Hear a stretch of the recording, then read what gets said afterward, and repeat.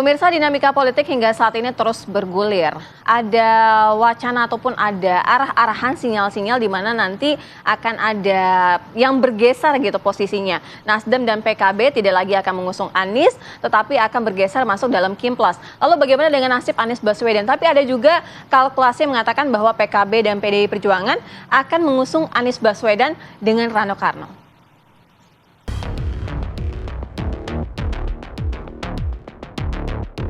Jelang Pilkada Serentak 2024, Koalisi Indonesia Maju atau KIM aktif mendekati partai lain di luar koalisi mereka untuk dirangkul menghadapi Pilkada 2024. Koalisi gemuk ini kerap disebut KIM Plus.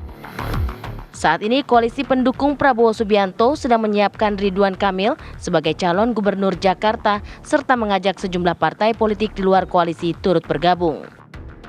Juru bicara Partai Keadilan Sejahtera M. Khalid mengatakan PKS sedang membahas dan mengkaji opsi bergabung dengan Koalisi Indonesia Maju KIM Plus pada Pilkada Jakarta 2024. PKS sejak awal memastikan pasangan Anies Baswedan dan Sohibul Iman maju sebagai calon gubernur dan calon wakil gubernur Jakarta. Namun PKS masih harus memenuhi kekurangan 4 kursi DPRD di Jakarta agar mendapat tiket untuk maju. Jika benar Partai Keadilan Sosial bergabung dengan KIM Plus, bagaimana nasib Anies Baswedan di Pilkada Jakarta? Tim TV One mengabarkan.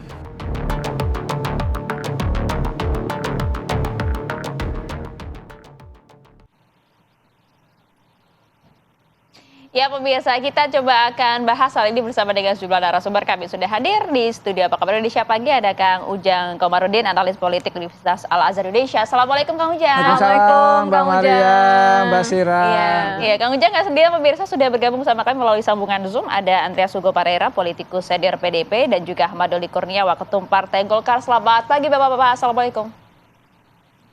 Selamat pagi Maria. Selamat pagi Bang Doli. Assalamualaikum.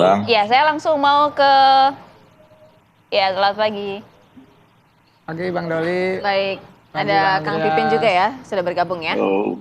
Ya, oke, ada Kang Pipin juga dari PKS. Nah, ini yang harus menjawab semuanya nih ya. Kang Pipin, jadi selama ini Kang Pipin, langsung saya mau Kang Pipin terlebih dahulu. Kang Pipin, jadi selama ini untuk batas waktu sudah diberikan kepada Anies Baswedan 40 hari itu, apakah kemudian masih akan berubah bersama dengan Anies Baswedan atau bagaimana ini keputusannya dari PKS? Ya, ikhtiar 40 hari mencari tiket supaya lengkap 22 kursi memang sampai saat ini belum tercukupi ya. Dan SK PKS untuk mengusung Pak Anies dan Pak Sohibul Iman ternyata masih jomblo, belum ada pasangan, sehingga kami harus sampaikan karena kami melihat ada gelagat bahwa ini tidak bisa berlayar, maka kami harus sampaikan opsi untuk mencari pilihan lain terkait dengan calon pasangan. Tentu itu dibahas di PKS dan kami bangun komunikasi politik dengan partai-partai politik yang ada. Sehingga saya harus sampaikan pada kesempatan pagi hari ini ya, komunikasi salah satunya dengan KIM itu kami lakukan supaya Jakarta memiliki calon gubernur yang terbaik yang bisa memberikan solusi kepada persoalan yang dihadapi oleh masyarakat di Jakarta. Jadi kami sekali lagi sudah berikhtiar semaksimal mungkin berkomunikasi. Presiden PKS sudah komunikasi langsung dengan Pak Surya Paloh, dengan Cak Imin, dan juga berusaha kami dengan PDIP, tetapi karena tidak kunjung juga surat keputusan itu turun, maka opsi yang lain yang akan kami pertimbangkan untuk di Jakarta.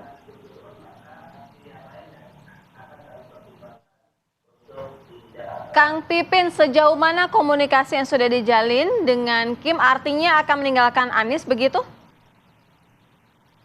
Ya, sebetulnya kalau Pak Aniesnya mungkin berlayar sejak 40 hari kemarin, maka selama 40 hari itu kami ikhtiarkan karena tidak ada yang merespon untuk mendukung Pak Anies ketika 40 hari itu dalam surat resmi partai, maka akhirnya kami harus katakan bahwa kami membahas dengan calon mitra koalisi kami yang lain supaya punya calon gubernur dan wakil gubernur yang bisa menyelesaikan persoalan.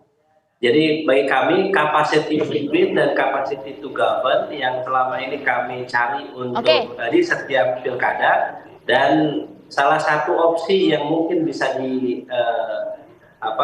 dipelajari oleh kami adalah opsi untuk koalisi dengan partai lain, salah satunya dengan KIM.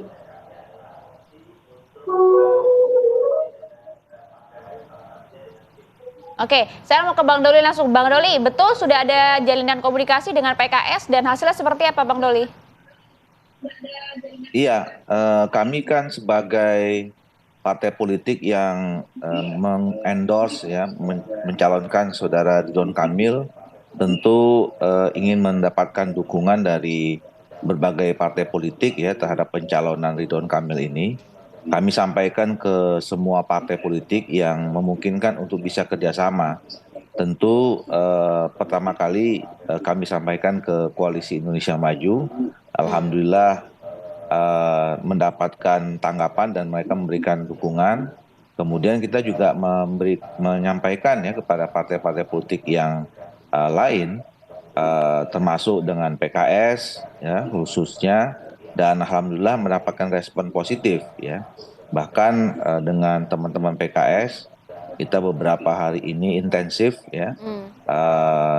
Tinggal kemudian ada beberapa tahap lagi lah ya, atau 1-2 tahapan lagi yang memang kita harus lakukan untuk pematangan proses pencalonan saudara Ridwan Kamil beserta nanti akan membicarakan siapa yang menjadi pasangan calon wakil gubernur dari saudara Ridwan Kamil.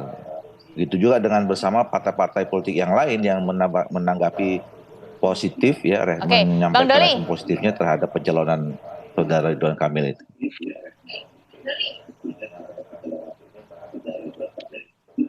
Oke, Bang Doli, respon positif dari partai lain selain PKS siapa? Nasdem?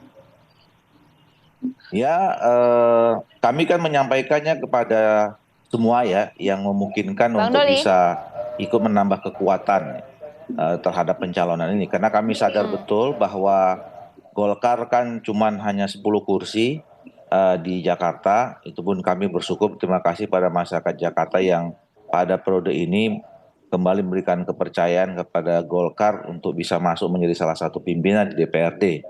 Tapi itu kan tidak cukup ya.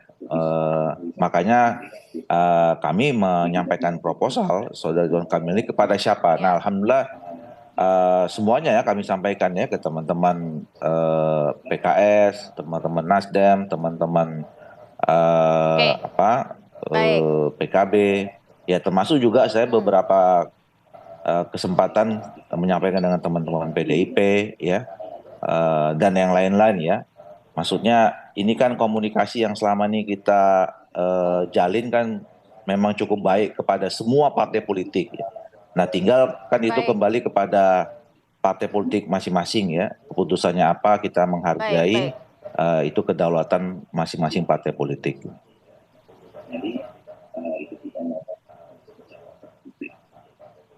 Baik, kalau dari Bang Doli tadi juga sempat menyatakan bahwa komunikasi terbuka termasuk dengan PDI Perjuangan. Lalu bagaimana dengan PDI Perjuangan? Kami akan bahas, kami akan tanyakan kepada Bang Andreas, tapi usai jeda kami segera kembali.